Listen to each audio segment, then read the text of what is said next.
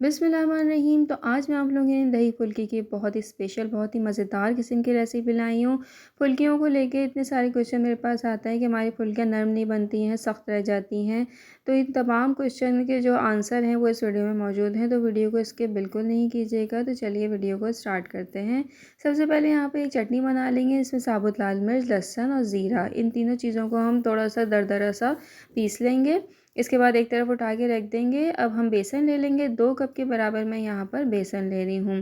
कोई भी मेजरमेंट वाला कप ले लें, उस कप से आप 2 कप बेसन ले लें। उसमें हाफ़ टी स्पून नमक शामिल करें, 1/4 टीस्पून हल्दी शामिल करी है और हाफ़ टी स्पून ही ज़ीरे का शामिल करा। यह है baking powder, half tea spoon यहाँ पे बेकिंग पाउडर शामिल करेंगे। अब इन तमाम चीज़ों को बहुत ही अच्छी तरीके से आपने मिक्स कर लेना है। सारी चीज़ें मिक्स हो गई हैं। अब हम बेसन को जो है वो गूँथने का मैं तरीका बता रही हूँ। इसमें थोड़ा-थोड़ा पानी ऐड करना है, एक साथ पानी नहीं डालना है। जैसे हम आटा गूँथते हैं उसमें थोड़ा-थोड़ा पानी ऐड करते हैं, इसी तरह बेसन को घोलने में भी एक साथ पानी नहीं ऐड करते, थोड़ा-थोड़ा करते हैं। और मुसलसल आपने हाथों को इस तरीके से चलाते रहना है ताकि इसमें गुठलियाँ ना बनें, और थोड़ा-थोड़ा पानी करते हुए ऐड करते जाना है। तो यहाँ थोड़ा-थोड़ा पानी करते हुए ऐड कर लिया और बेसन हमारा इस टाइम घुल चुका है, लेकिन अभी बेसन मुकम्मल घुलाई नहीं हुई है। ये जो चटनी मैंने बनाई थी, ये इसकी 1 टेबल स्पून आपने भर के इसमें ऐड कर देना है। इससे जो बेसन के पकौड़ियों में फ्लेवर आएगा ना, यकीन करें बहुत ही टेस्टी लगेगा, बहुत मज़ेदार लगेगा। तो यहाँ पर इसके बाद आपने विस्पर या की मदद से या हाथों की मदद से अब आपने इसकी पिटाई करनी है।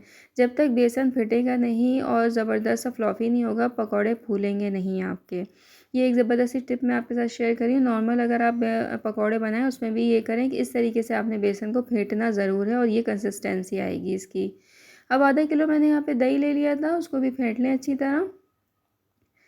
दही को यहाँ पे फेंट लिया है मैंने, हाफ़ टी स्पून नमक शामिल करा है और ये जो चटनी बनाई थी मैंने, ये इसमें 1 टेबल स्पून भर के शामिल करना है। अगर थोड़ा-सा आपको स्पाइसी पसंद है तो 2 से 3 टेबल स्पून भी आप चटनी को शामिल कर सकते हैं। इसके बाद यहाँ पे दोबारा से मैं इसको फेंट लिया है। अब 1 कप के बराबर पानी ऐड कर दें, क्योंकि जब हम इसकी फुल्कियाँ डालेंगे तो फुल्कियाँ जो है वो सोक कर लेती हैं दही को, तो उसमें जो है ज़्यादा पानी डालना ही सही होता है। तो यहाँ पर ये देखिए कंसिस्टेंसी ही मैंने दही की कंसिस्टेंसी है। अब यहाँ पे जो है पकौड़ियों को फ्राई कर लें। ये देख लें आप, जैसे ही मैं पकौड़ियाँ डाल रही हूँ फ़ौरन पैन को छोड़ के ऊपर की तरफ आ रही हैं। ये इसकी पहचान है कि आपका बेसन ज़बरदस्त सा जो है वो फिटा हुआ है और तो ऑयल भी आपका अच्छा से गर्म हुआ हुआ है। तो ऑयल ज़रा तेज़ गर्म हो जाए उसके बाद फ़ौरन आपने आँच को स्लो कर देना है, वरना पकौड़ियाँ जल जाएँगी। तो यहाँ पर जो है जैसे ही मैं बेसन आपके सामने डाल रही हूँ, पकौड़ियाँ फ़ौरन पैन छोड़ के ऊपर आ रही हैं। इसका मतलब है हमारा बेसन की पिटाई बहुत अच्छी हुई है। बेसन जितना अच्छा फेंटेंगे उतना ही पकौड़ियाँ फूलेंगी भी और क्रिस्पी भी बनेंगी। तो यहाँ पर तमाम पकौड़ियाँ मैंने इस तरीके से फ्राई कर ली हैं। लो फ्लेम कर दिया था ताकि बेसन जो पकौड़ियाँ वो जले नहीं। और यहाँ पे इस तरीके से इसको दोनों तरफ से सेक लें और फ़ौरन इसको नहीं कलर दे आ जाए तो उतारना है। थोड़ा-सा इसको आपने कुक करना है ताकि अंदर से कच्ची ना रहें। तो यहाँ पे देखिए हमारी बेसन की जो पकौड़ियाँ सबको एक जगह एक तरफ से कलर आ चुका है। अब मैं इनको एक प्लेटर में जो है मैं निकाल लूँगी सब पकौड़ियों को। इतनी फूली-फूली, इतनी मज़ेदार सी ये पकौड़ियाँ बनी हैं। इनको वैसे भी आप खा सकते हैं, बहुत टेस्टी लगती हैं और सॉफ्ट पकौड़ियाँ बनी हैं, बिल्कुल ज़बरदस्त किस्म की। अब क्या करेंगे, इनको पानी के अंदर डिप करके छोड़ देंगे 15 मिनट के लिए। 15 मिनट के नाम लाज़मी आपने डिप करके छोड़ना है ताकि ये अंदर से बहुत अच्छी सी सॉफ्ट हो जाएँ। 15 मिनट के बाद देखिए मैंने इसको हाथों की मदद से प्रेस कर रही हूँ, पानी इसका इस तरीके से निकाल रही हूँ, सारी पकौड़ियों का पानी मैं निकाल लूँगी। अब इन सबको मैं जो मैंने दही का मिक्सचर बनाया था उसमें ऐड कर दूँगी। तमाम पकौड़ियों को मैंने दही के मिक्सचर में इस तरीके से ऐड कर दिया है। ये देखिए मैं आपको दिखा भी रही हूँ कितनी नर्म और मुलायम ज़बरदस्त सी अंदर तक से ज़बरदस्त सी पकी हुई पकौड़ियाँ हैं।